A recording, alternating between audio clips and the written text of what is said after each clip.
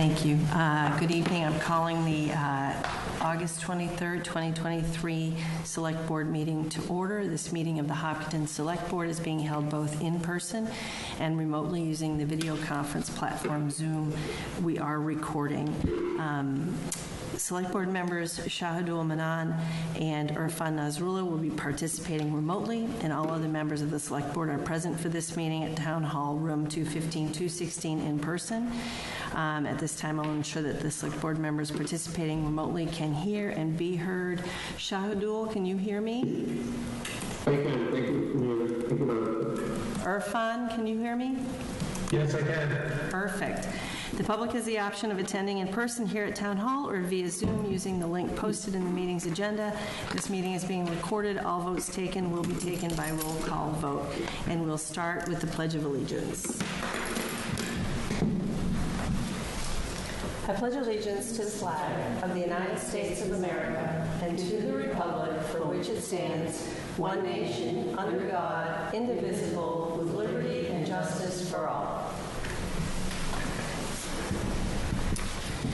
All right. So the first order of business is a Select Board work session. We had met, and I apologize, I don't remember the date, but we had met a couple of weeks ago to talk about goals, and we're going to continue that discussion tonight. I think I have my little list. And what we had asked was for the members of Town Hall leadership staff and also the Select Board members to both record what progress we had made on our previous goals. We had gone through some of that and indicate where potential future work still was. We also talked about identifying areas where Select Board members and leadership staff would be interested in championing, championing particular priorities so that everybody was empowered to work a little bit on different initiatives, sort of divide and conquer, hopefully. And then we asked folks to come prepared tonight with really their 2-minute, their really brief sort of elevator speech about their particular areas where they want to be the champion, understanding that all Select Board members will be invested in all of these goals and will be participating and doing the work and supporting the efforts. But a little blurb on where people want to focus their attention. And I can just, I think I'll start with Norman and Elaine on their initiative that they wanted to focus on, which is a town-wide strategic plan. Do you want to go ahead, Mr. Khumalo, first? Or Elaine? Yeah, I can jump in. Okay.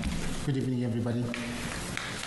My interest is born out of great work that the town has done in developing strategic plans for some of our individual departments, as well as the work that the town did in putting together the current vision and mission statement.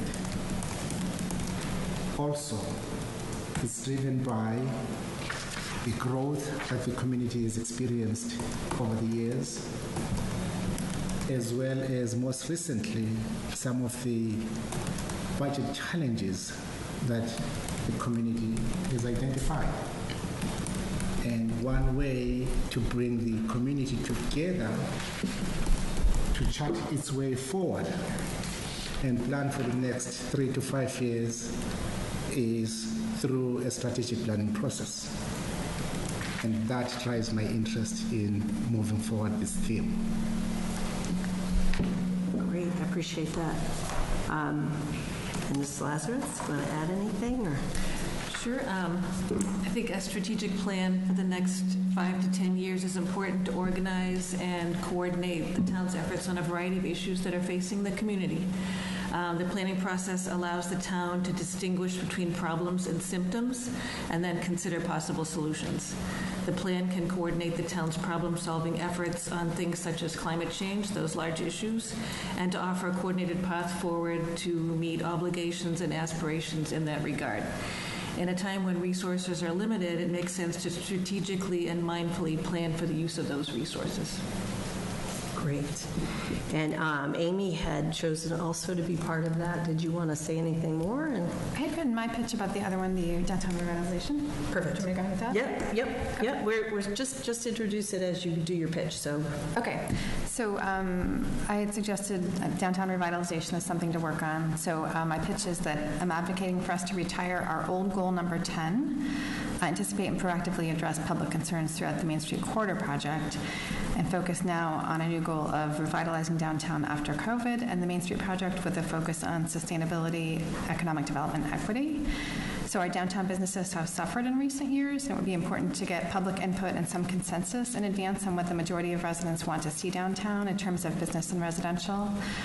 Too often the residents are reactive when a new project is proposed.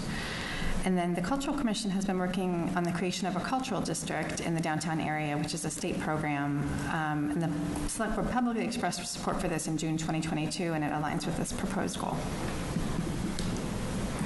great. We just wanted to make sure the public sort of had a chance to hear where we were and why we were choosing these.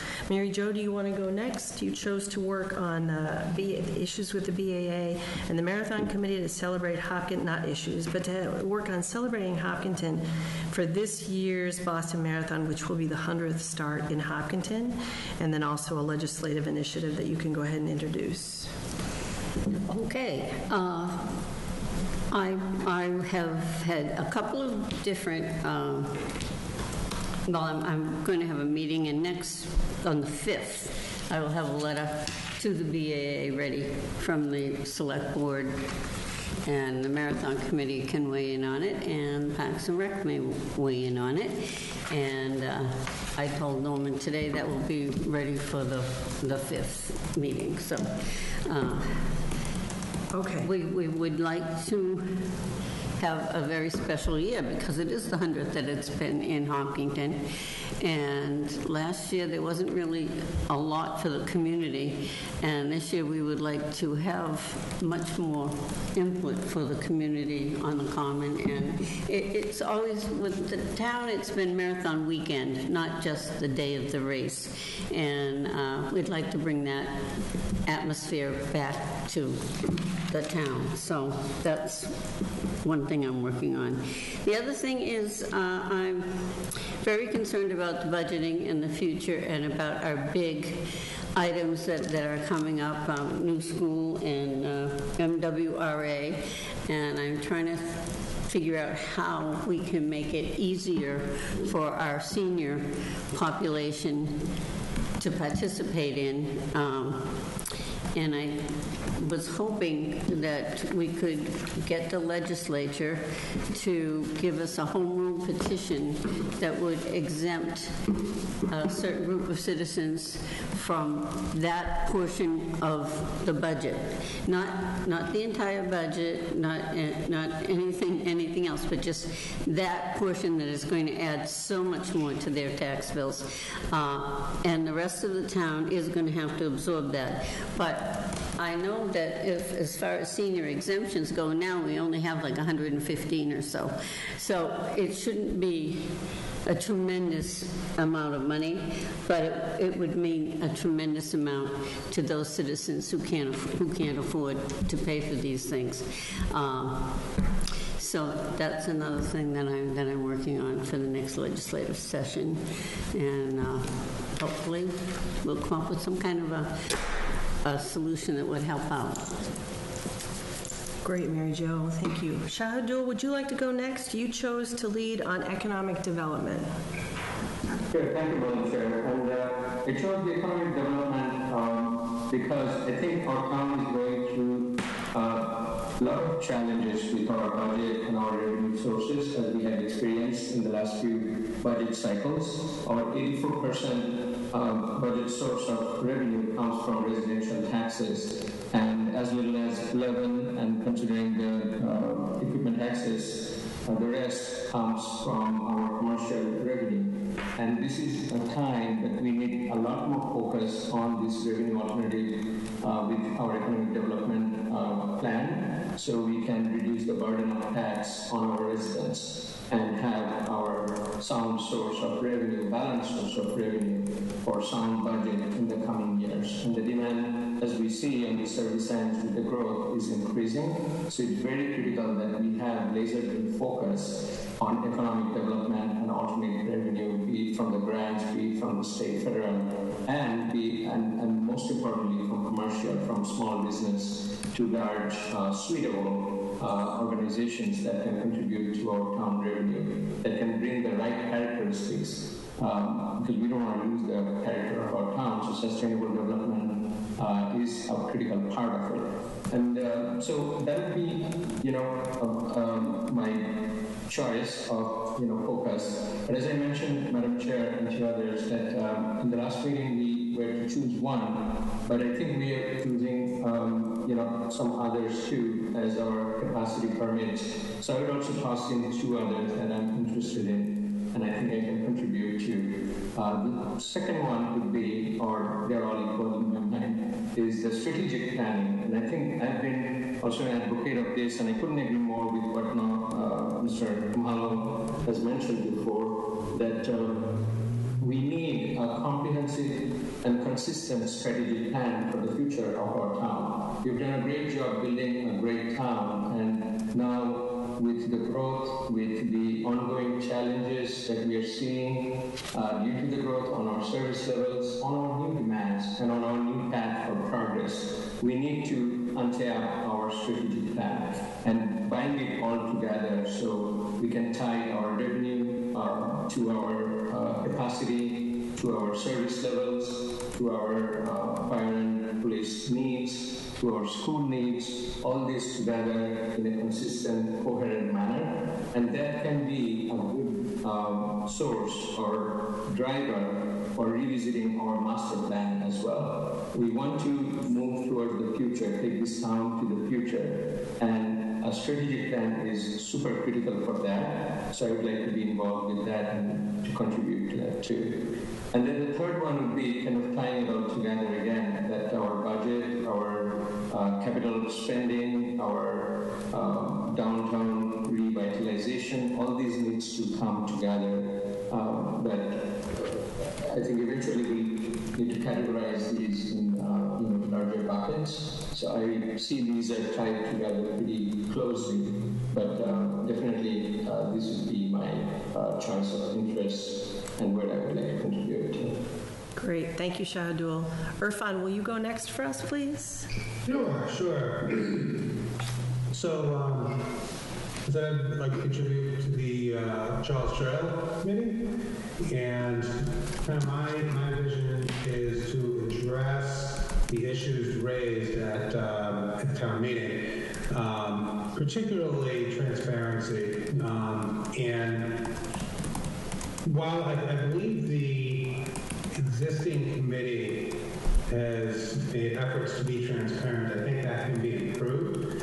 And I also think that the committee could also improve on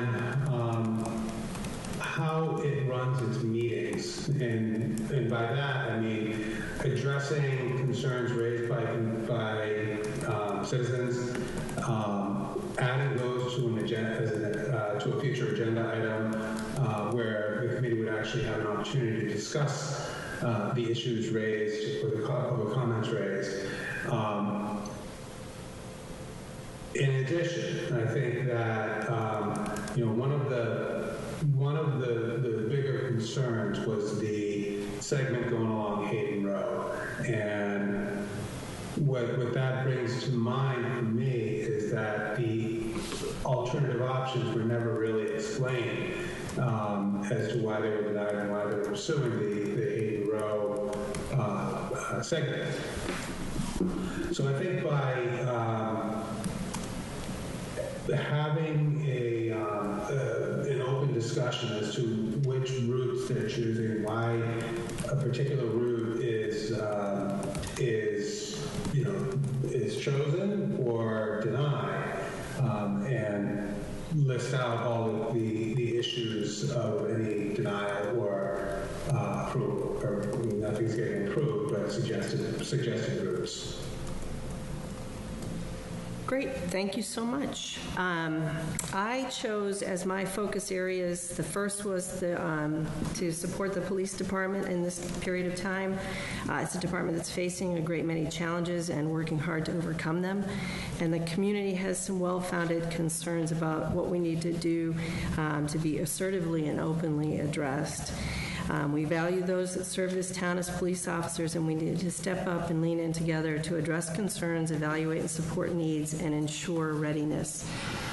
Chief Bennett has asked for the Select Board and the Select Board has supported the hiring of a consultant. Retired Holliston Police Chief John Moore is currently working to support Chief Bennett with executive leadership tasks on specifically for major project completion. Currently, he's working on accreditation that is due in March of 2024, policies and compliance. I also believe that we may have or may be getting additional special project support to help with the more task-oriented concerns so that we can really support the chief at this time. Chief Bennett and the Select Board are also initiating a departmental organizational review that will include, but not be limited to, structural organizational review, leadership assessment, succession planning, department culture and team building, and readiness. This review needs to be accomplished, in my opinion, in the next 1 or 2 months tops, if at all possible. So that's what I'm going to be trying to spearhead and make sure that that happens. Specifically, we also have an officer that is on paid administrative leave, and that is a priority to resolve that situation as soon as possible. And I do think that we have a date certain to bring that situation to a resolution, so that I'm grateful for that, and that will be advertised when it is confirmed.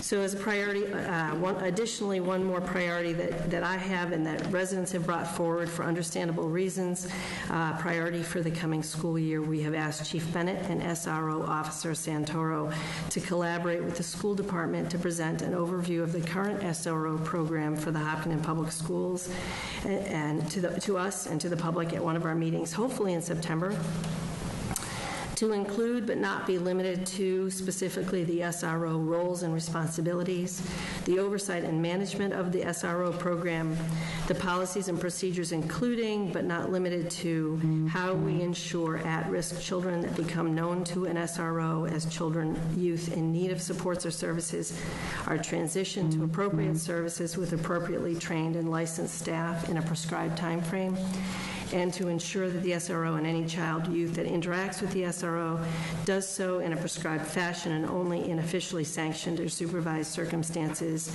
for example, while on duty at the school or in the police station, when in public only and in an official capacity. And then lastly, to help support and ensure that major projects are completed. This includes, but is not limited to, staff development and promotions, body-worn cameras, drug testing, policy development, and lessons learned from major circumstances and happenings that potentially expose areas where we need to improve. My second area of focus is going to be on the capital spending plan. We currently have a debt service of approximately $73 to $75 million, and we are projected to increase that debt burden substantially in the coming year. We are somewhat, I believe, and perhaps I'm wrong, but I believe we're somewhat behind the power curve on developing a plan to make sure that we both manage that increase in debt and that the public understands exactly what the impact is, not just tax impact, but impact to our flexibilities with the operational budget, also expected override votes. So built into this expansion of our capital budget is the expectation that the public will be confronting override votes as well in the coming years, and we need to have a very crystal clear explanation and easily digestible document or set of documents, PowerPoint, some mechanism so the public is well and fully informed of what to expect. So our borrowing commitments and decisions just from the school department this year are about $150 million best case. We have the Elmwood replacement estimates, which is $158 million, less the expected MSBA reimbursement of hoped best case is $46 million. Potential rebates, I think, in the $10 or $12 million range. So that puts the Elmwood school decision at about $100, $105, $110 million decision, although the vote will be, just to be clear, the voters will be for the entirety of the Expected Expense, which is 158, actually closer, I think it's $159 million, but right in that area.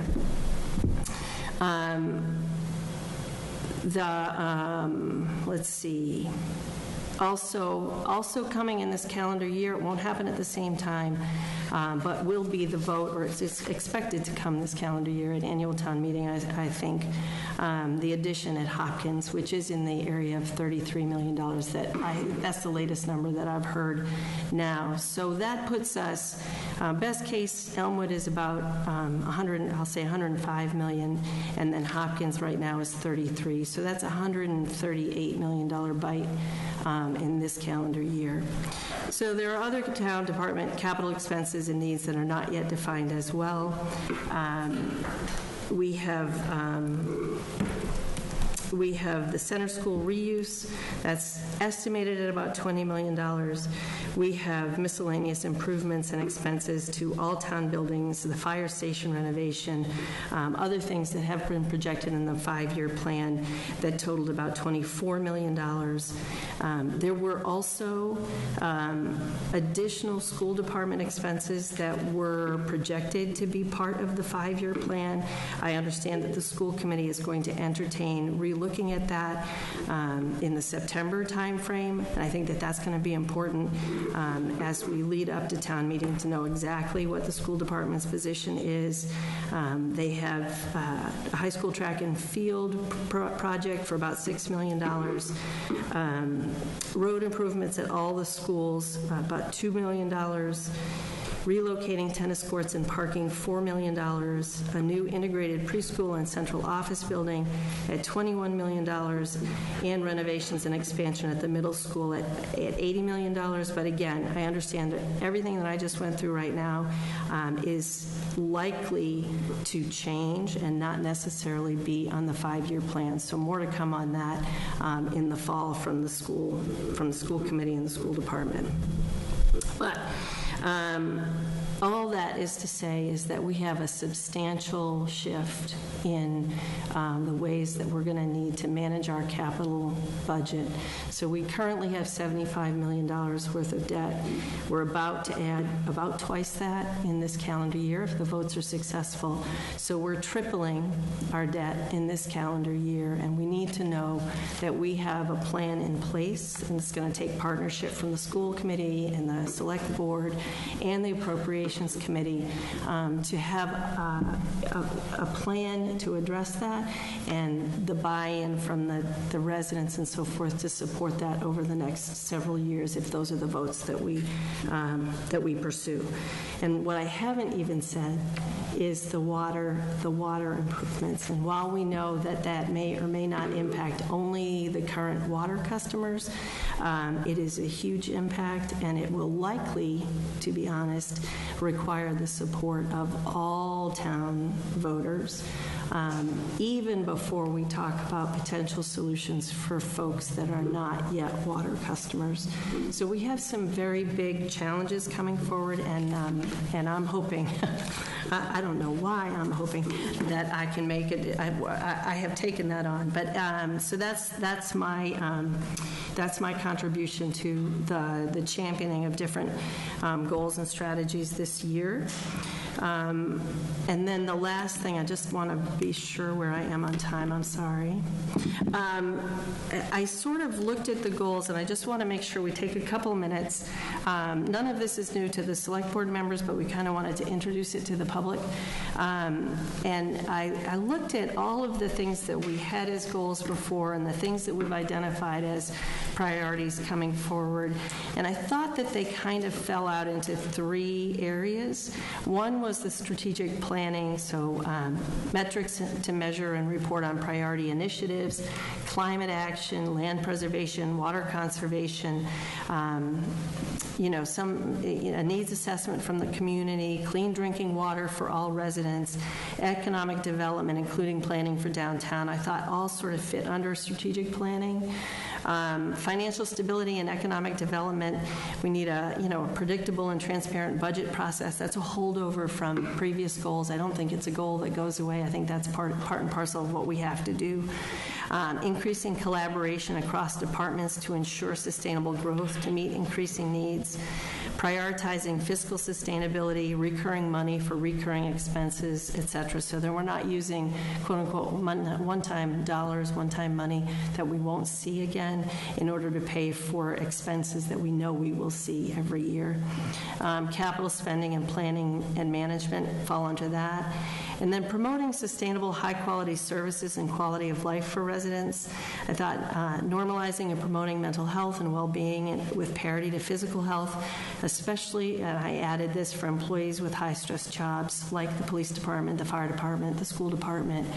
The police department priority initiatives, DEIB, transparency for across departments and across committees, the participatory budget that we suggested, increasing community engagement, tax relief and income for eligible seniors, affordable and attainable housing, and the celebration of the 100th running could be into promoting sustainable, high quality of life for all residents. So I just throw that out there as like 3 major buckets of goals for us to consider shaping what we actually adopt as our goals. With those we just shared with the public, our individual priorities for championing issues this year, and I want to take just a couple minutes to make sure we talk about that, if anybody has anything to add to that.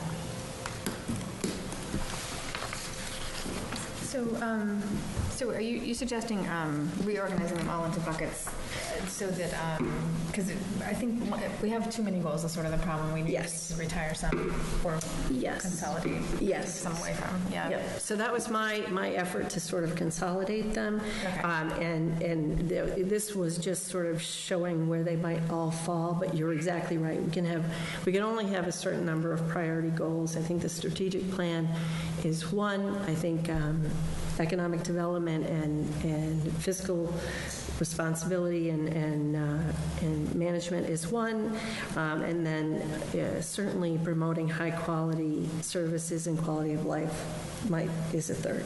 Okay.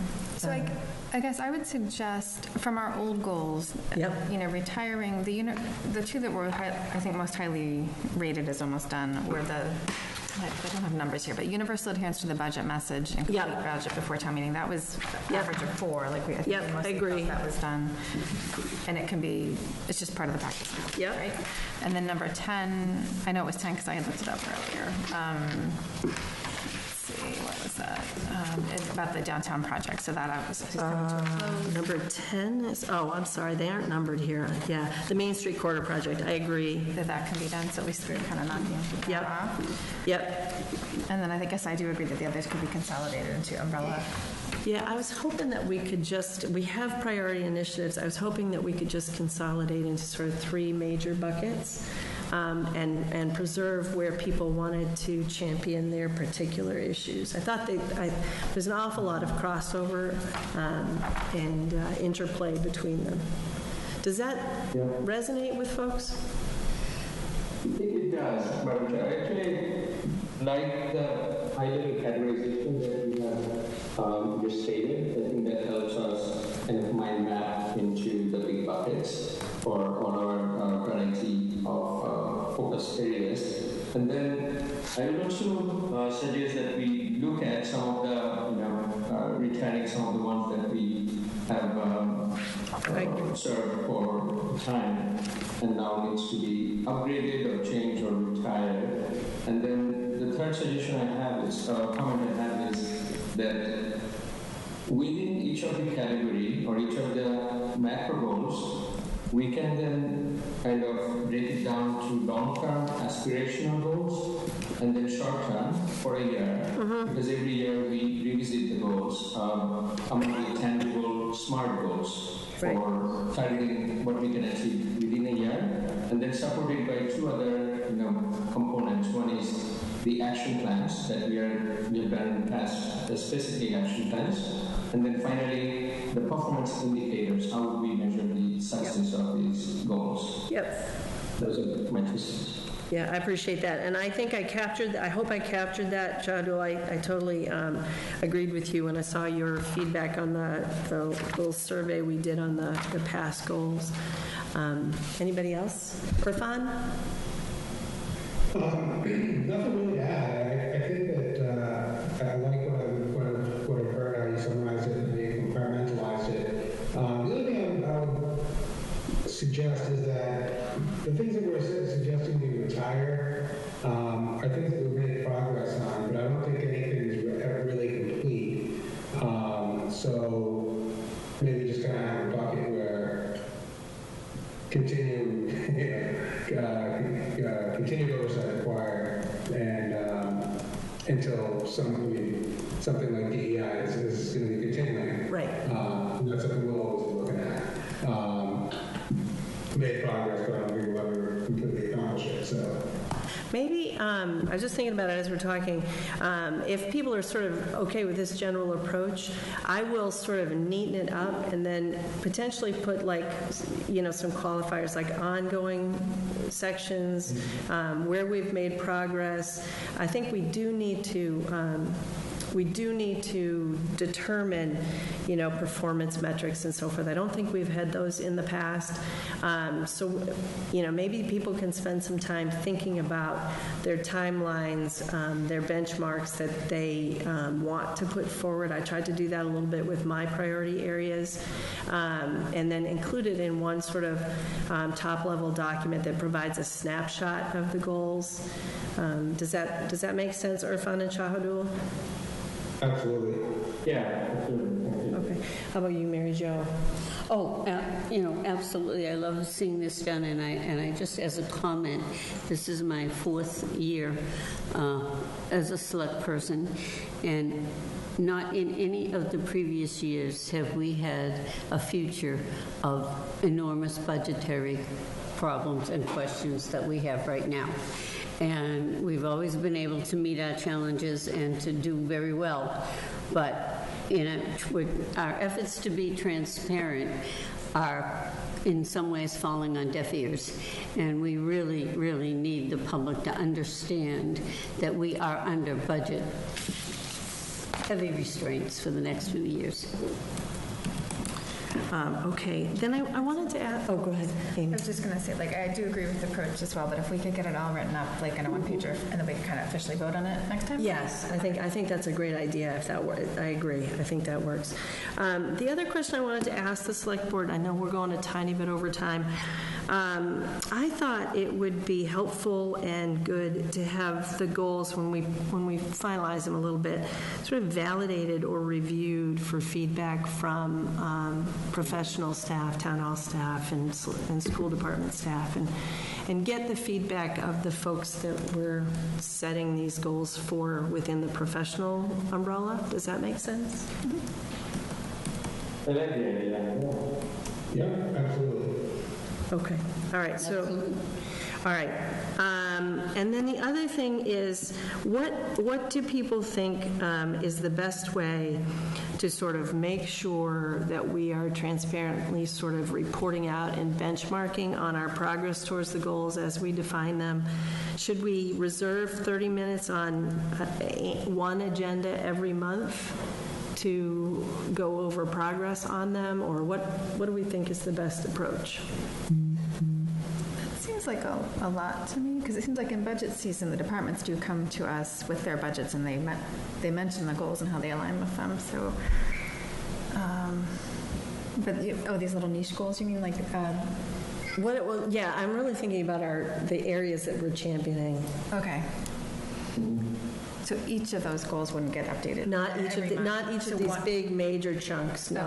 Okay. The smaller, more targeted efforts. So we could pick October to discuss PFAS and another month to discuss capital. Yeah, we or could. something. Okay. Yeah. What do we think? Irfan? I think if we're going to, kind of address the goals on a regular basis like that, I think it would make sense to have each of our pet project goals as an agenda, kind of towards the end as far as updates go, and kind of have a rotating thing. So one week I would go, 1 week Charlie would go, and kind of progress it that way. I don't think you're going to have that much progress after, once a month. Shad? I was thinking the same line. I think what we could do is initially we may want to focus on each goal or one category at a time to elaborate and brainstorm and gather feedback and update where we have progress within that time. And so that will be an ongoing thing, just to make sure we get to focus on various areas and brainstorm among ourselves on those. And then the second part could be that on a quarterly basis, now that we have established the goals and the metrics, quarterly basis we provide some snippet update on each of the goals. And that could be a quick update based on metrics, based on specific activities. That's kind of what I was thinking. I like it. So let's think about it, and let's stay open to what really seems to work as well, to make sure that we don't want to take the time if we don't need the time in the public meeting, but we definitely want to have the time if we do. So we'll have to, be good about communicating when we need time on the agenda. If, for example, if we do like a rotating each of us, sometimes it's just not going to be smooth. Somebody's going to need to go at a meeting in September, which is fine. We're just going to need to make sure we sort of address all of the issues, but also we don't interrupt people's flow and progress by having them wait, for example. Okay. Anybody have anything else on the goals discussion?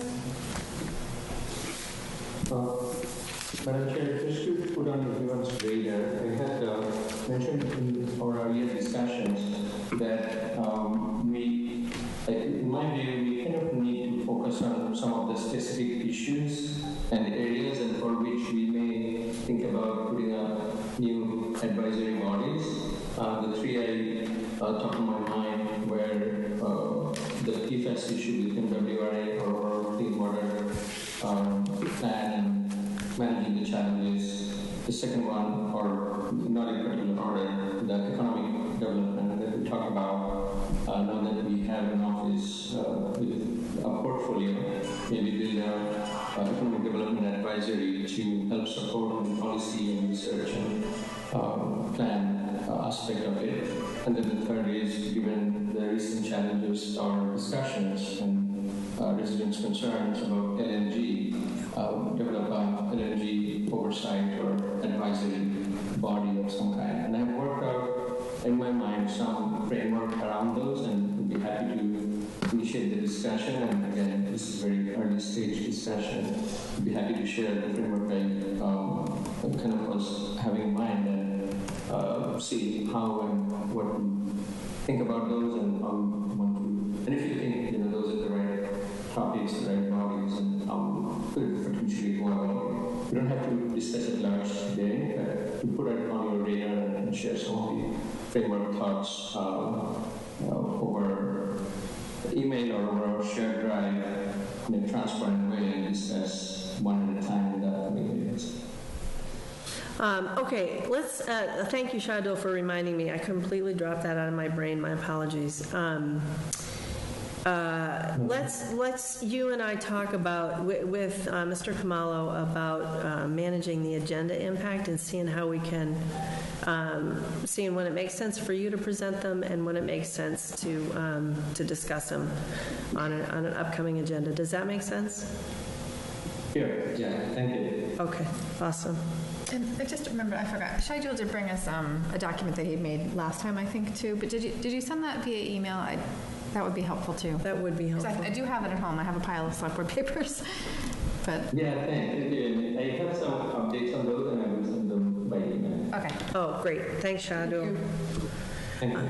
Okay, all right. So I think that we, yes. If I may, one of the objectives in the goal development process is to achieve alignment. For the benefit of the public, what are the goals for the coming year? And what I want to do is, following this meeting, I will then share those goals with the senior leaders and then ask them to align their own goals with those goals. So it may be very helpful, again, to just summarize what are the goals for So- FY24. We are, that is so what is your deadline?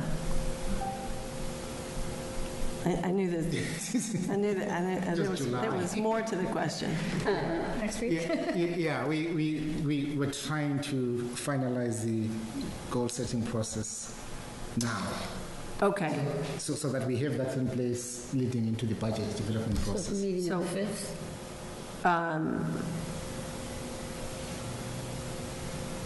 well, let me ask you this. Let me ask the board this. Does it make sense that the overarching 3 major goals are to support a strategic plan for the next 5 years? Yeah.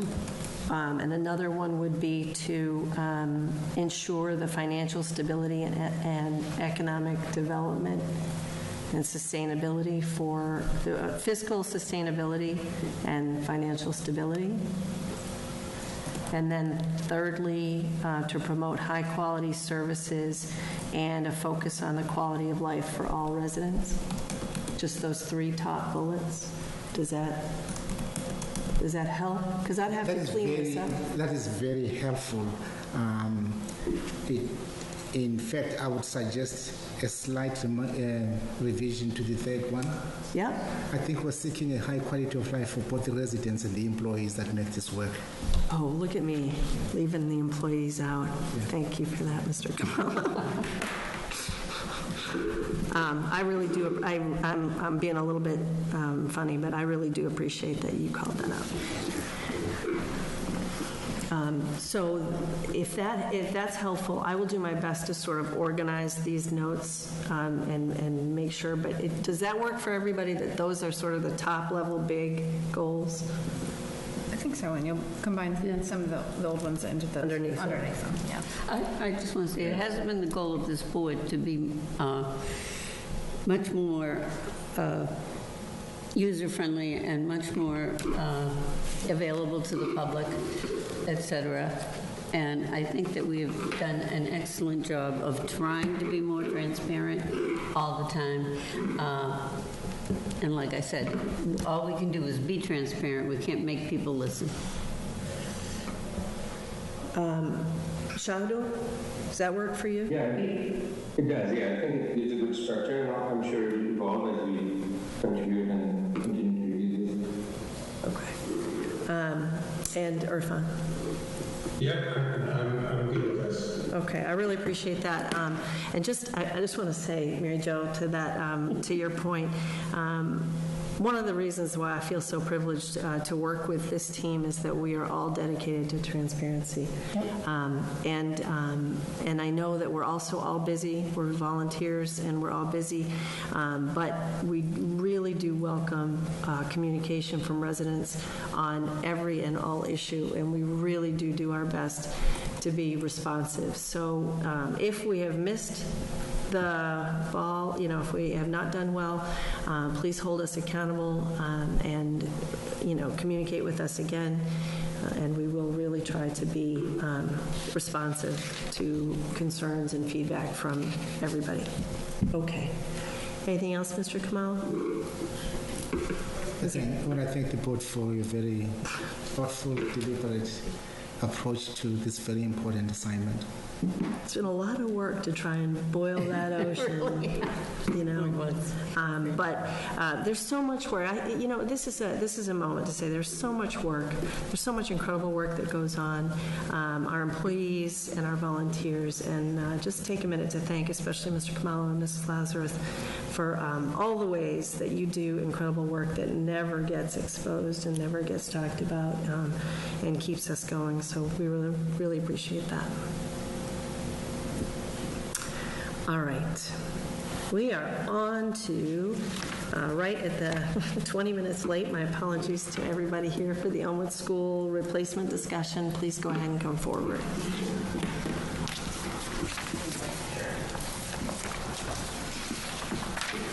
And John, Chris is on.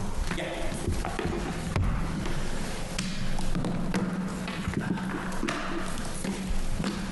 Good evening.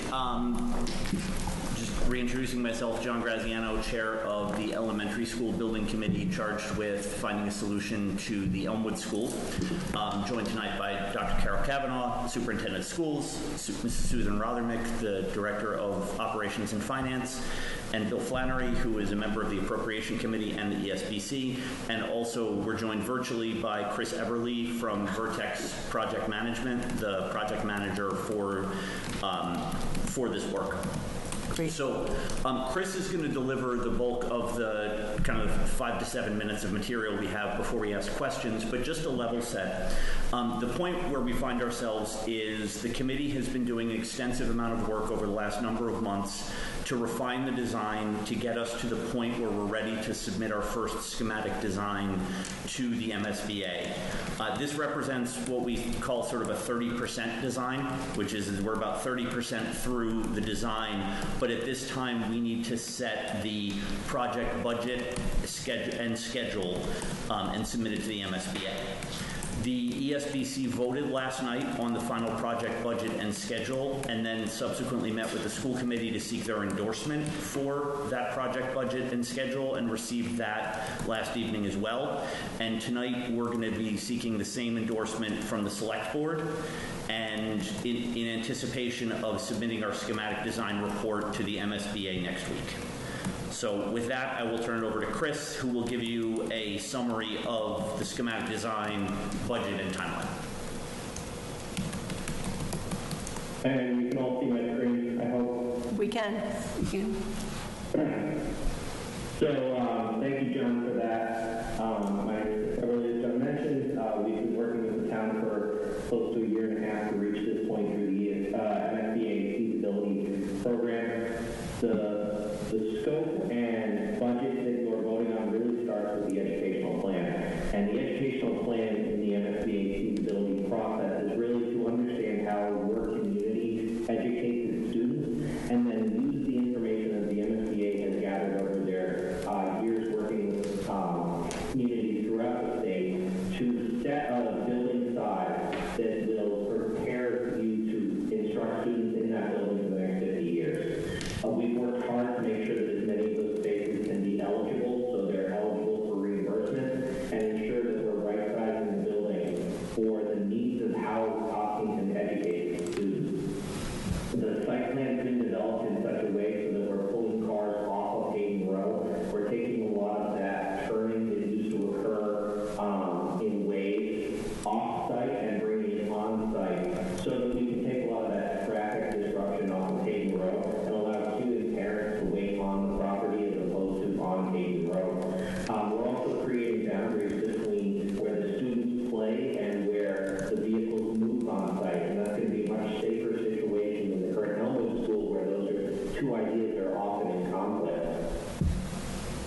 plan's been designed in an efficient way, but it's also been designed in a way that establishes neighborhoods and addresses the scale of a large building so that students will have their own wing that's scaled to them so that they don't feel overwhelmed by a large building.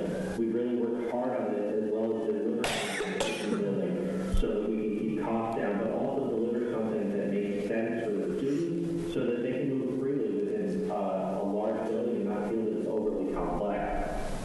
The scale has used and the cost of that building has also been something that we've looked at closely to make sure that we step back this large building so it doesn't feel overwhelming. And while cost is such an important factor, the ESBC has really pushed the team to come up with cost-effective materials that will be less expensive but not feel cheap. We're really trying to maintain the aesthetic and the texture of the building as well as address the scale of the building. So the building will really still be a jewel for the community, but it's a cost-effective jewel.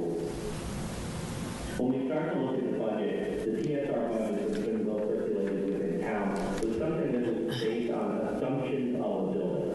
The number of drawings that led to that original number were really to establish a relative cost of one building to the next. And since that time, we've been able to lower that cost through the decisions that the ESBC made to a construction cost of $125 million, which is $9.5 million lower than we were at the TSR level. The ESBC, through our discussions the last 2 weeks, has selected 3 of the 10 alternates, which has taken another $600,000 out of that number.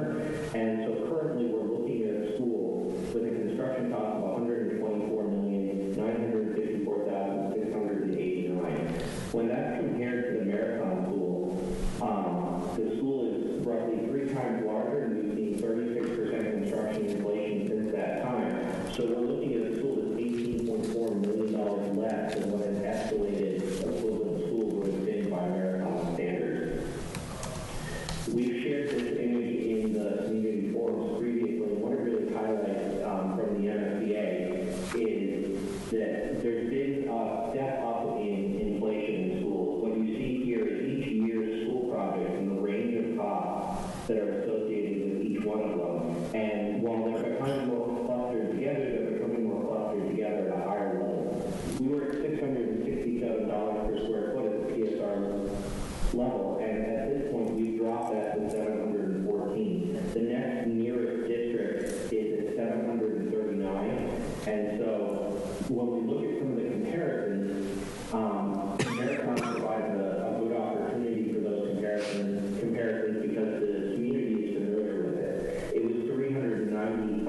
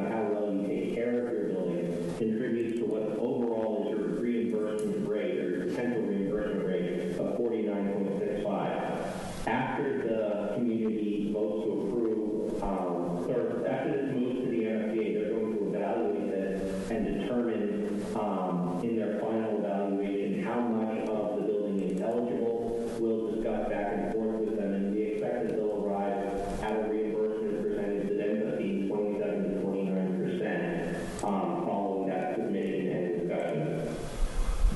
We're also tonight endorsing the schedule that the ESBAC has selected, and the key date here is that we're aiming to move into the school in January of 2028. We'll go through several phases of design and then construct the building beginning in 2025. We hope to close out with the MFBA by 2030, although that has been a extended process the last few years.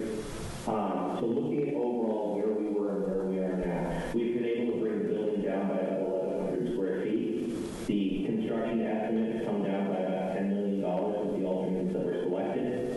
Because some of the costs associated with that and the contingencies that we were previously holding have also come down, the soft cost multiplier, or the money that we're spending on contingencies, consultant fees, technology, furniture, and other non-construction parts of the construction budget, the percentage of that makes up has also come down by about 2%, and that results in soft costs coming down by almost $5.5 million. And overall, the project budget has come down by $17.5 million. Because we're over a lot of the caps that the MSBA has set, the percentage of that reimbursement has actually been able to increase because there's not as much unreimbursed money within the budget. So you're looking at getting back a little bit more, but spending a little bit less. When you look at this, is what's the final cost when the dust settles? We know that since we've entered into a program with MassSave to look at rebates, that we expect to come in at about $2 million, possibly a little higher. We also know that the Inflation Reduction Act is providing incentives for electrification and ground floor heat pumps, both of which are being pursued in this project. And so we expect conservatively that would be another $5 million. Both of those come in post-occupancy. MSBA reimburses along the process, and as you get closer to the end, they'll save that final check for when the closeout process happens. But when you deduct your 44 to 46 million, you're looking at the potential town contribution of this being somewhere in the 105 to 108 million range to get your new 1,195 student elementary schools. Well, the town will still be asked to vote on the full amount of the budget. That's a requirement of the MSBA. But we thought this was useful so that the town understood the amount of reimbursement and the effect that that reimbursement has on what is a necessary component to solve your enrollment issues within town. So what we would be looking for the select board to do tonight would be have a motion to endorse the recommendation the elementary school building committee made last night for the scope, schedule, and budget of the new Elmwood Elementary School for a not-to-exceed budget of $158,427,494. And so I'll turn it over to the committee to ask any questions you may have, and I have some additional materials if that's necessary. Thank you. So, Mr. Graziano, did you want to add anything? The only thing I would add is something I added at the meeting last night, which is that the committee has necessarily been so cost-focused throughout this process, and we're really proud of the work that's been done. But I want to highlight that none of these expense discussions have come in any way at the expense of the educational model that will be able to be delivered in this building. At no point did we face a decision where we said if we go this way, it'll cost less, but we may not be able to deliver the education that Hopkinton expects for its students. And so as proud as we are of the work we've done to bring this number down, I think we're even more proud of the fact that we've been able to do it while maintaining that extremely high standard. So at that point, unless there's anything else to add. Okay. Just questions. All right. Amy, do you have any questions? I just have a couple, and one thing for the public. So the voters will have to vote at town meeting for this large number of $158 million. If it turns out, I know you have overages probably built in case, things, you can't know exactly how much something's going to cost. If we didn't actually end up spending that much, or if, say, the borrowing rates are very high right now for loans, and I don't know if that affects the town or not, but if for some reason things were lower, we wouldn't really end up borrowing that full amount, correct? The taxpayers would not have to pay that back. Correct. We will only borrow for this project, we'll only borrow the amounts we spend, and as evidence is in the Marathon project recently, we ended up not borrowing the full appropriation because some of those numbers came in lower. Built into this project budget are significant contingencies because we're talking about, first of all, bidding a project in 2025, but then building it over the 2 years that follow that. So there's a lot of things that, inflation, et cetera, that we're estimating that we can't know exactly. We chose as a committee to keep those contingencies at the recommended levels.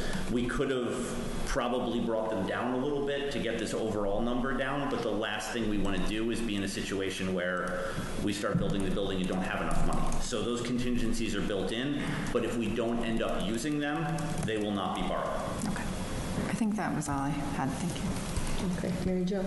Well, actually, I want to congratulate the committee for the due diligence that you've done so far, and that the figures look very promising, and I am very much in favor of this project. However, and this is just something to throw out for the public, I want suggestions as to what we are going to do with the old building. This is the second time we built new buildings and haven't had known at all what we're going to do with an old building. And I don't want to be left with another old building. So I'm just throwing that out for suggestions in the public.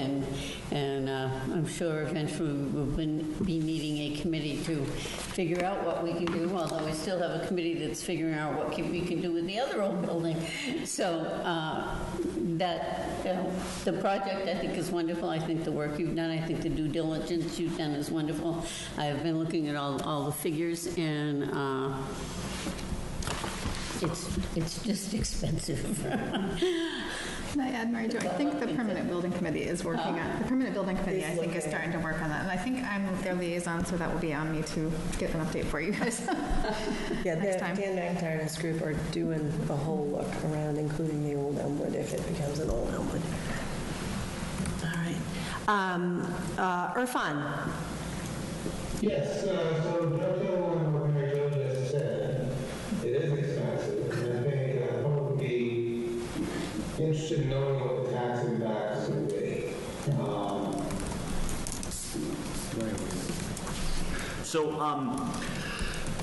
We obviously can't, we obviously don't know the exact number yet, but using some modeling that was created by the prior, the prior town finance director, and assuming a couple of things. One, we assumed, or he assumed in it, a 3.4% borrowing rate, which I don't know how close we are on that still, and borrowing this in 3 tranches across the life of the project.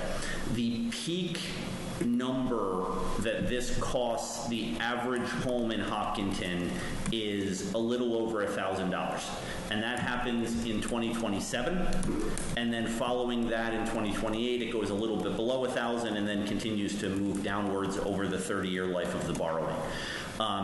If I'm not mistaken, Bill might have to help me out here, it's about $11,000 that the average home pays currently? Yes. So just under 11,000. So the average home pays just under 11,000. So in the peak year, this would up that by, roughly 10-ish%, maybe a little less than that. So What is the total tax impact, though? That these accumulate, right? Yeah. So they accumulate. So obviously the town's paying the principal and interest over the life of it. So this project, the amount that they pay each year varies over the borrowing because of the length of the loans. Sure. And so I don't have it handy. I could get you the total tax impact based on those assumptions. I'm actually happy to send you the whole spreadsheet. But I was just highlighting, so if we think about your annual tax bill, what are we going to see it go up by? The highest number over current that you would see it go up by is $1,000. And then the next year it would be, now, again, with all the other things going on, does your tax bill go up more than that? But specific to the Elmwood project, this is what it would cost the average taxpayer. The highest amount is a little over $1,000 based on current assumptions. But so to clarify, so on each time we borrow, there will be a tax impact. So I understand that the highest tax impact is $1,000. But if I'm a homeowner, and I am a homeowner, and I pay a tax bill. So from the average homeowner at $11,000, it's going to go up in one chunk to $12,000. Is it going to go up again? No. By a number that's not as high as $1,000? No, and that's so. Unfortunately, I don't have the spreadsheet to share. I should have been more prepared there. So 2027, if you sort of space it out, right? The first tranche, we're estimating the first tranche would come in 2025, and then 2026 and 2027.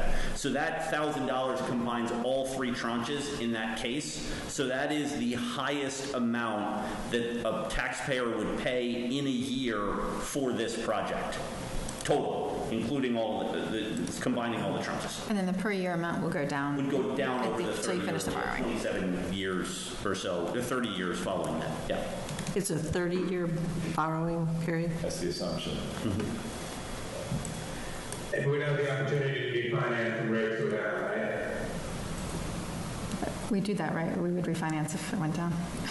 Yeah, if I may, the information on tax impact became available last night. We have since reached out to the accounting office as well as our debt service consultant, Unibank. We specifically asked them to provide a projection that would be based on a level principal, and then the second option being level debt.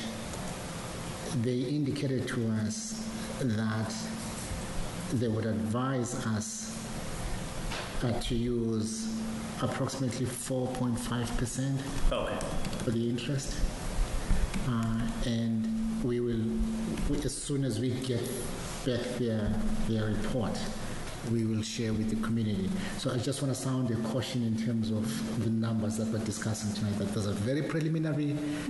They're just coming to our attention.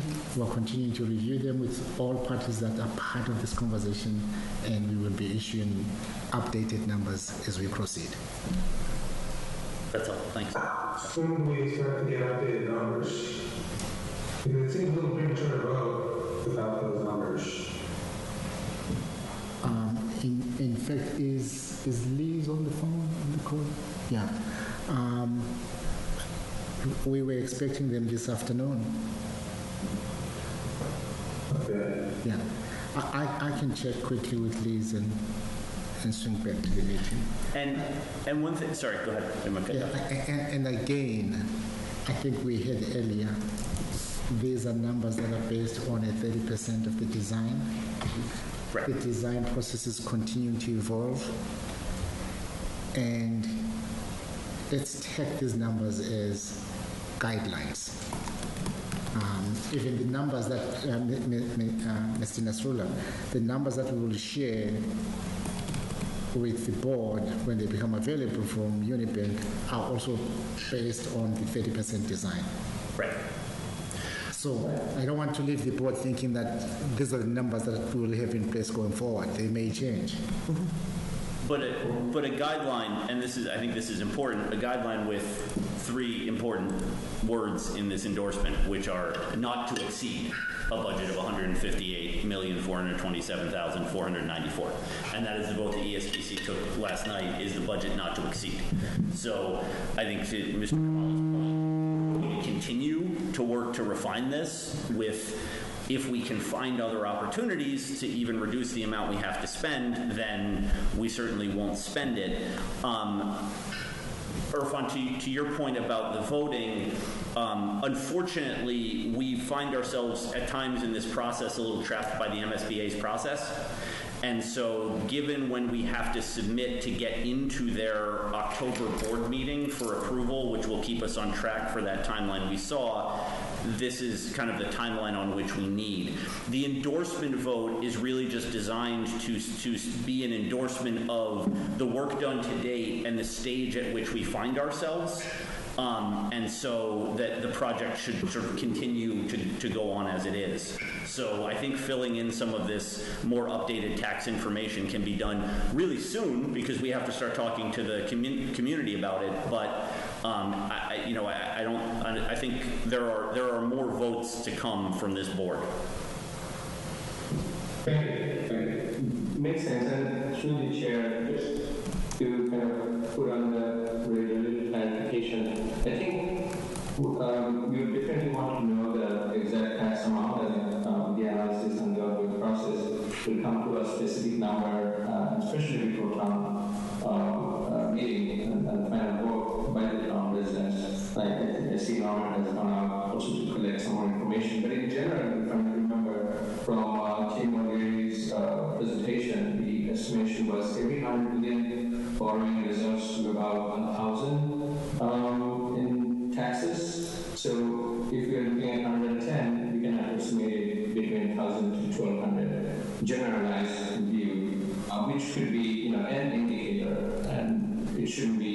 It will be adjusted, as Norm said, depends on other variables, interest rates, and time of borrowing and whatnot. But it would give us an indicative range for it to play. Okay, I think that's all I was really looking for is a range. And understanding that the numbers may change, it may fall out of that range, but it's a ballpark estimate at this point, so I guess it's not sure. Shahidul, do you have any questions? I've been asking a lot of questions to various meetings as a user and being part of this journey, and was honored to be this wonderful group of volunteers who've been focusing and have dedicated so much time, hard work, and due diligence on this proposal. So kudos to you all for bringing it to this point, and thanks to your dedication and hard work. I just want to take a few minutes, Madam Chair, to kind of re-baseline ourselves and refresh how we kind of came here and what's in front of us, which I think is important for the residents to know and remember as we discuss this, as we go through this process. And I couldn't agree more with Mr. Nasrullah, with Manager and everyone, Madam Chair, yourself, and Amy, that the tax impact is going to be painful for in general, and we need sacrifice from us all. And I don't take lightly when we have tax impacts of this magnitude, of course. But this is how the system works, and being candid and honest, how it has been worked, and they've all been benefited from this system. To be honest, my daughter or my son, they didn't go to the marathon, but we took the burden of the tax. I'm not going to go to this school, but we're willing to take the burden of the tax, because that's how we made progress, that's how we solve problems. But they did take the benefit of middle school, who someone at some point has paid with their taxes. They did take the advantage of the high school building, which someone at some point had paid for with their taxes. And that's how we continue to work together as a town, as a community, as a society, making sacrifices for the greater good. And I don't want to do too much into it, but if we all know that our town has grown double the size in residents for the last decade, and unfortunately, we didn't get to add the capacity that's very much needed for our grade schools, or one of the greatest assets of this town. And that's how it incrementally kind of snowballed. And it's that time that we address this and solve this problem for the future. After all, we're a great town because of great schools, and a big part of the great schools. I want to make that a great things to be proud of. And we cannot compromise with that. And we looked at it, in the committee looked at various alternatives, with a lot of work, analysis, hard work, feedback, public forums, and there is no other, economic, viable, good for education alternative at this time at our hand. And not solving this problem is not an option.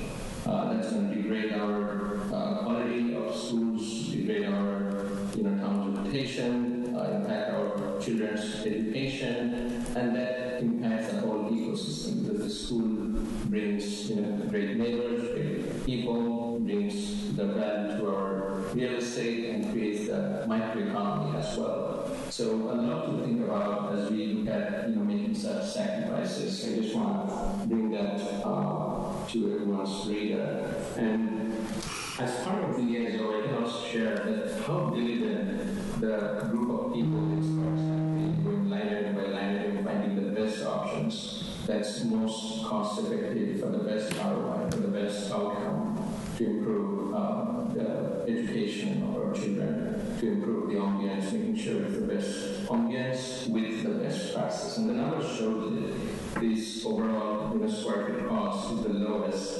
among all the proposals in the Commonwealth, 714 versus the nearest one, 739. So that tells how diligent and how effective the company has been in identifying the cost options. And I can also share it as late as last night. We were talking about the inner surface changing it from tile to synthetic material in some spaces to say $144,000. Imagine that, $158 million project.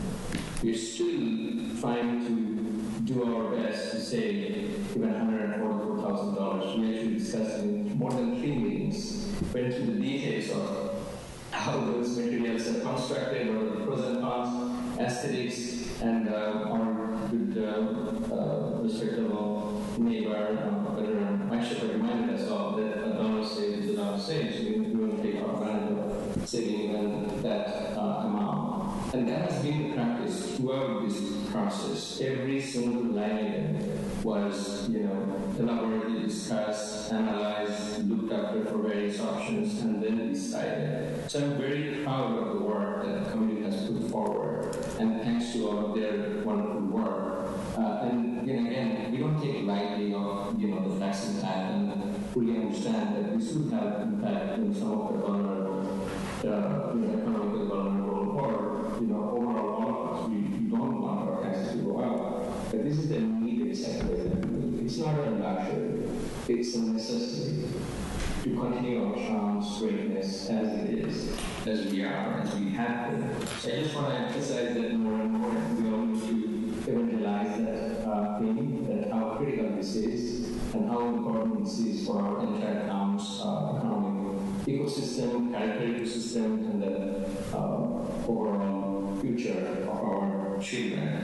So thanks for all the great work, and certainly this has my full support, and I hope we all consider the same, and continue to also garner, gather thoughts from our residents and prepare them, being full transparent as we have been, as this committee has been, that when it comes to the town vote, that is the final vote actually.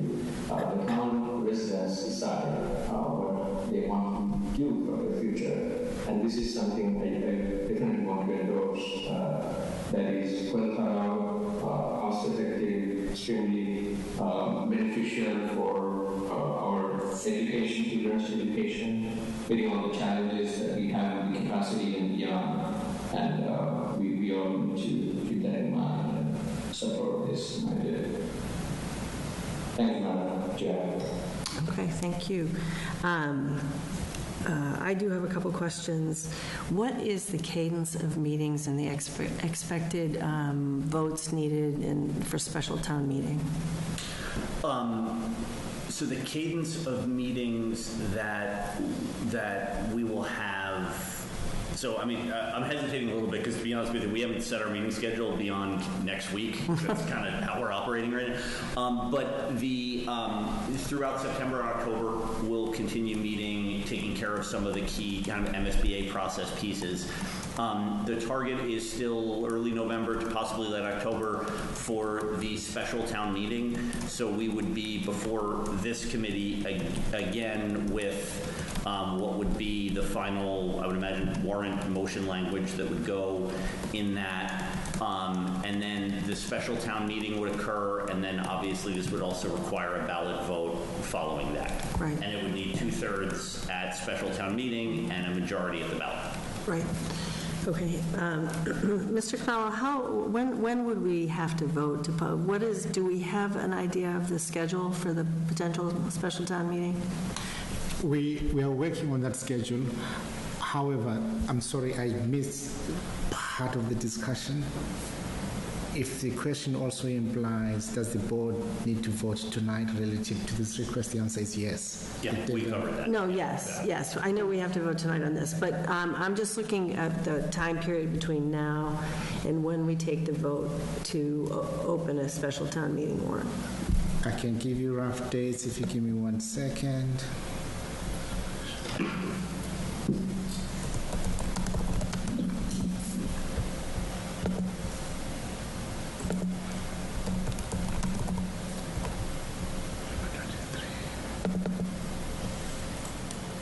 Okay, these are very preliminary dates. Yeah.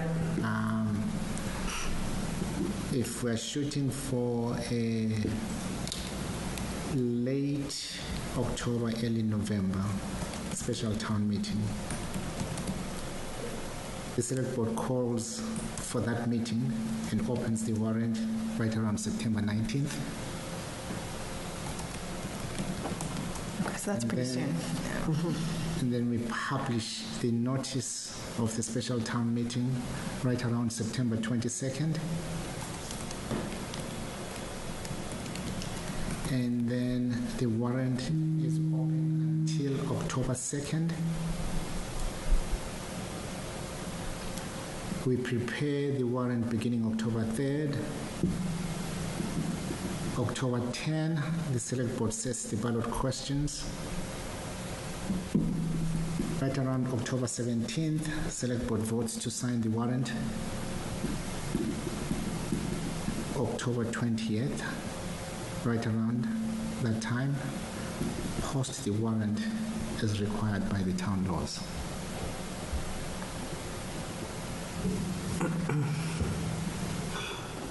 So again, these are very rough They dates. say it's easy to hold a special town meeting. Okay. And we have to have a special election, right? And then a special election. Those votes happen at the same time for the special election as well? In our preliminary discussions, we're thinking the election could be either 1 or 2 weeks after the special town meeting. But will we vote at the same time? To open the warrant? Will we just do it all in a package so people would know all at the same time? That would be the plan as we've done before. Yeah, okay. Okay, thank you, that's helpful.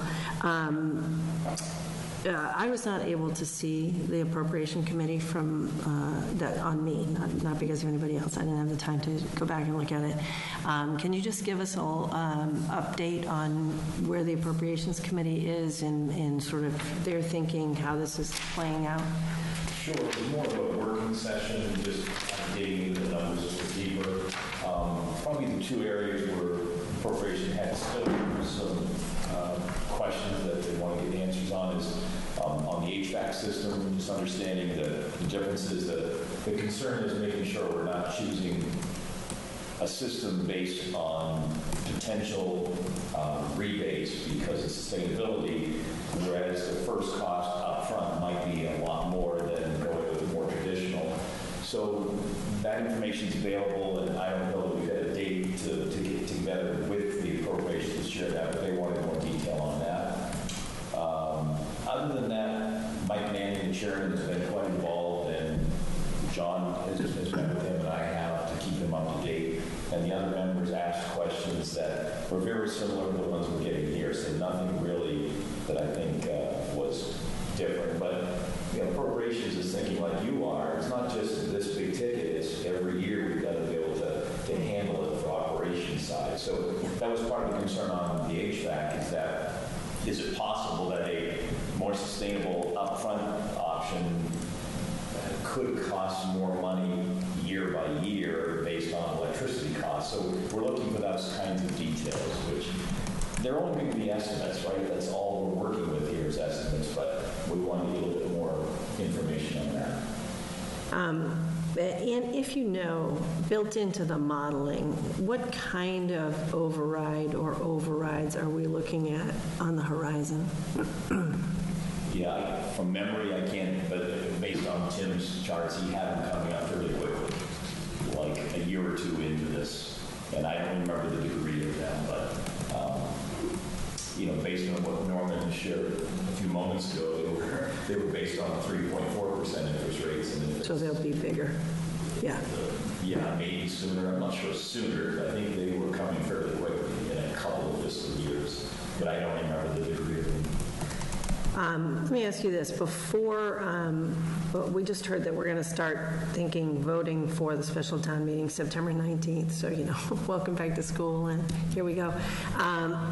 What is the possibility that we can have, a constructive presentation and plan and really share with the public at that time what the projected impact is for this project? The capital project itself? And on the operational budget, the complete package. Well, I'd kind of defer to John in some ways on the capital project itself. I mean, we're hoping to get the final numbers as close as we can. Yeah. We have to wait for the MSBA to give us the final reimbursement. I think that's at least a month away, or is it, John, or is it less? Well, it'll probably be...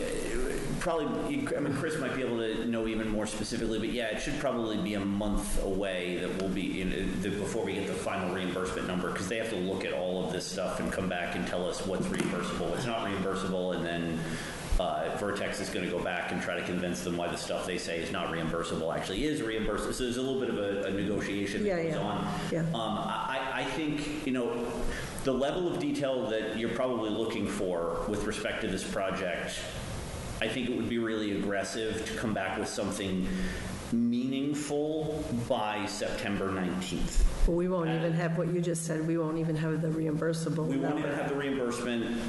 The HVAC as a component of this cost, one of the big pieces of information that we need to really know exactly, to be able to drill down even further than we have, is we're going to be drilling a test well on the site, which will give us more information about the performance of the geothermal, which will tell us what to expect operationally, as well as how many we've estimated a number of wells based on our consultants' familiarity with the area, but this will give us a much more detailed number. So a lot of those things are going to be occurring between now and the special town meeting. Can we do what you're asking before special town meeting?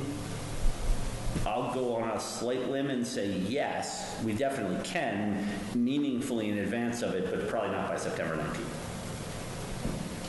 Yeah, and as far as the ongoing, how that's going to affect the ongoing budget, it's like anything, data in is only as good as what you have. It's going to spit out some numbers based on the spreadsheet that we're all familiar with, and I guess it would be a little bit more accurate, but again, I would defer to Mike Manning, the chair, to decide if that's something he would feel comfortable in presenting to the select board. Probably on a time frame, though, that John is referring to. How does the MSBA deadlines overlay on this? So the MSBA deadline for this submission is September or August 31st, basically. Yeah. And then their board meeting, where they will vote to basically accept us into the next stage of the process and finalize all of that information, is October 25th. So will we know earlier than that what the reimbursement is? Chris, keep me honest. We will know. We'll know before. I'll step in and say here, John. Okay. So the MSBA will review the package that we submitted on August 31st. Following review of that package, they will return comments and will respond to those comments appropriately, and that will define the package sometime at the end of September or early October that will go before the MSBA board in order to confirm the reimbursement rate that they're looking at based on what is submitted. You'll enter into or they'll propose a project funding agreement out of that, and that will be the size and scope of the building and how much of that building is reimbursable based on the budget that was submitted to the ESBC and the MSBA modifications to that budget after they analyze what is submitted. So will The confirmation is the 25th of October. the reimbursement rate, and then we have a deadline to have the town meeting, the special town meeting vote. Is that right? 120 days or 180? Within 120 days, you have to have the special town meeting and the ballot vote.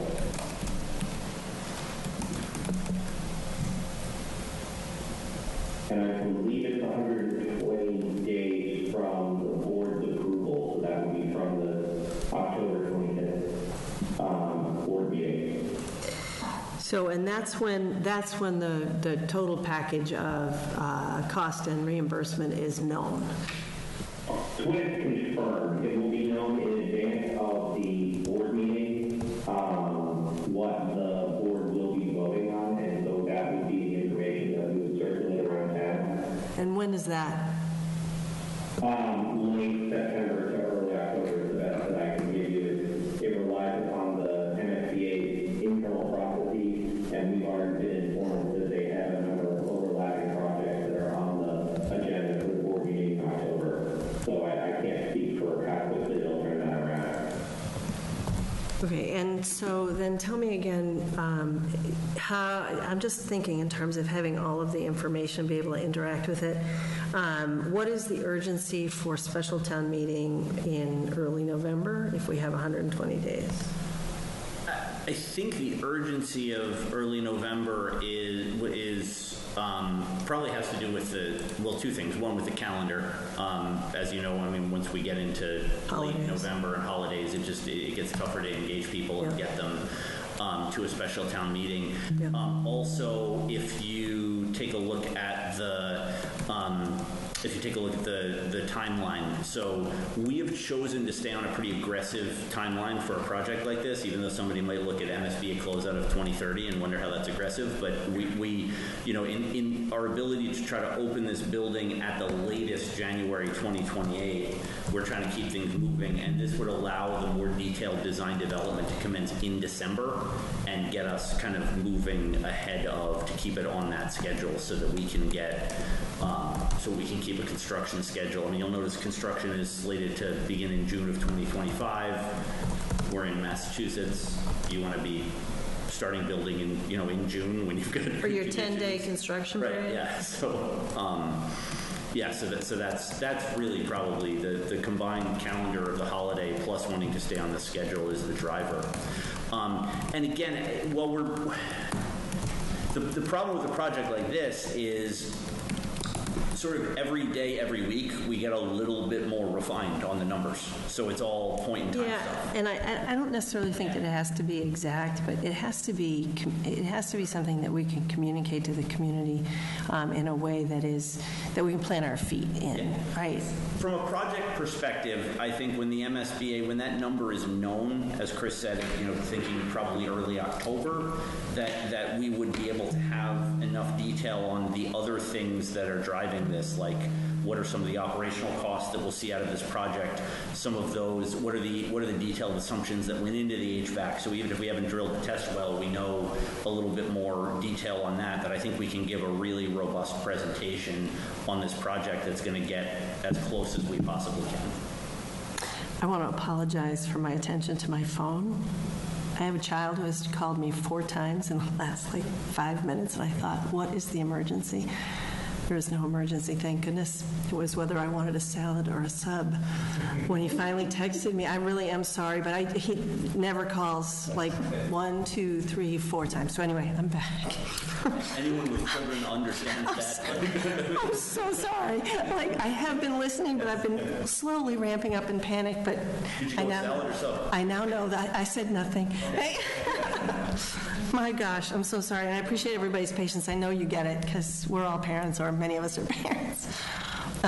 Okay, so okay, I think we all understand the schedule. We all understand the money challenge to a certain extent. What I continue to struggle with is that really the specificity of a plan that this community is going to get around in terms of the capital plan. I talked about that a little bit in the first half of the meeting. And it's not just this project, but this project is a big player. So part of what I think this community is going to need to know is what is actually falling off the predicted capital plan. And I need that myself before I cast my vote, right? So I urge the school department and the school committee to do that in the first part of September and really commit to what it is you have to have and what it is going to fall off that original 5-year plan that we keep talking about. But I know I heard the discussion that it's shifting. So that has to happen, I think, it doesn't have to happen before the vote for special town meeting, but it would be ideal, obviously, so people can have. The school committee is working on that. Okay. And then, again, I know the Appropriation Committee works in very fixed, finite, specific numbers, which is their task, right, which we appreciate.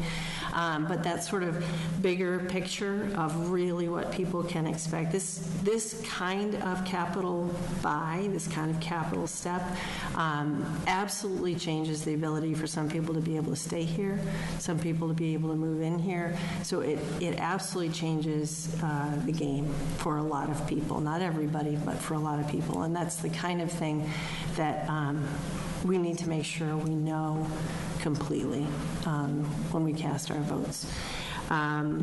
So I will reach out to Mr. Manning and see what I can do in terms of getting a jump start on the work that I hope to do in terms of clarity around the capital budget. And just for the public, I know we're talking about big capital expenses, but what almost worries me more, this is just me personally as a voter and somebody who's been doing this for a long time, is the impact on the operational budget. It changes the choices we're going to be able to make in the next 10 years unless we do overrides. And I don't know what, I know I've seen Tim O'Leary's modeling and so forth, but I don't have fluency in what kind of overrides we're talking about in terms of managing the operational budget of today, if we were talking level services, right, not increasing services, but with the new capital purchase, what that really means in terms of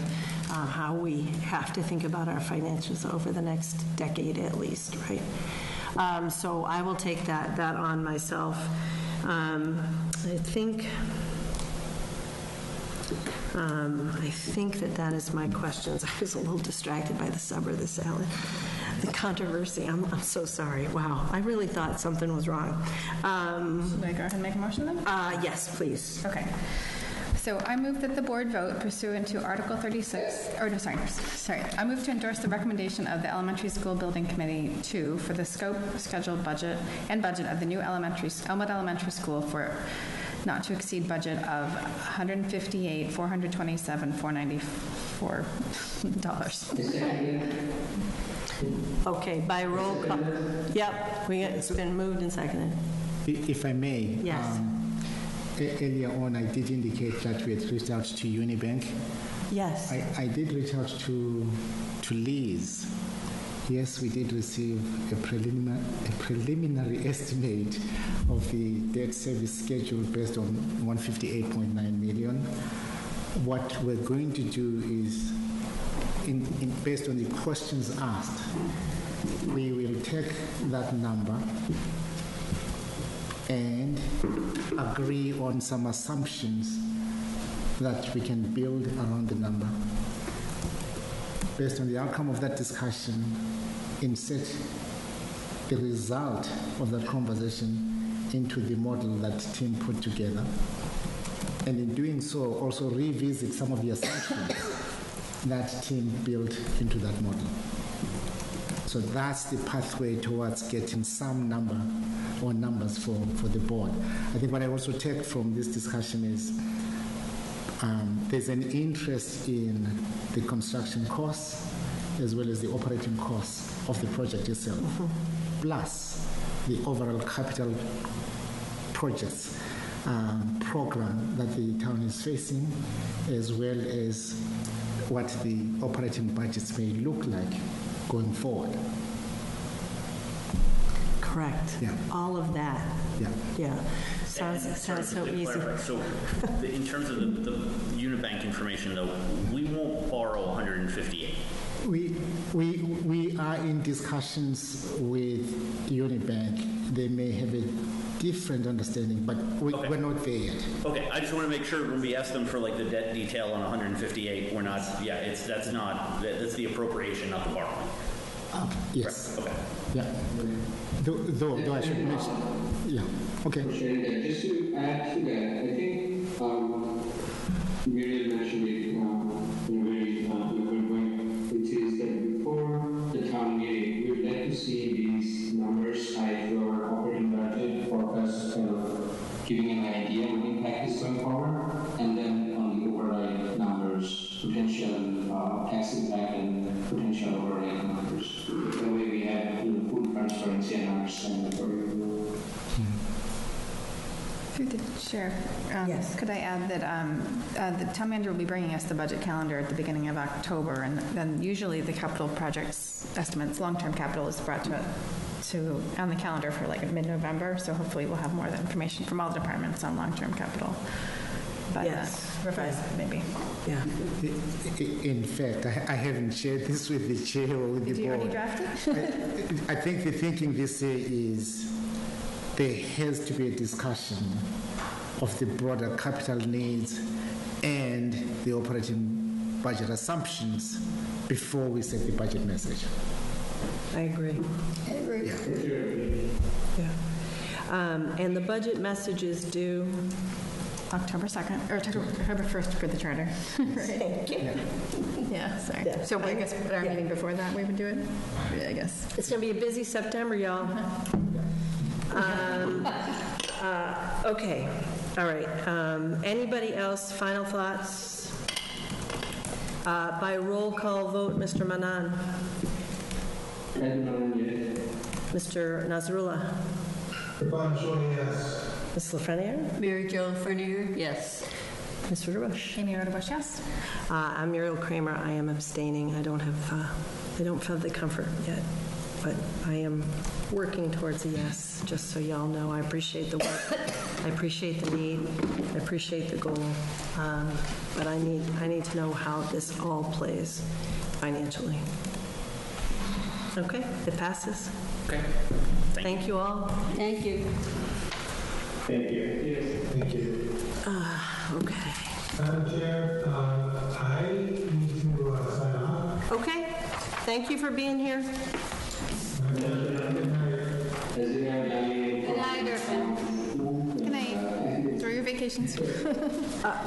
Shador, are you leaving as well? I am. Okay.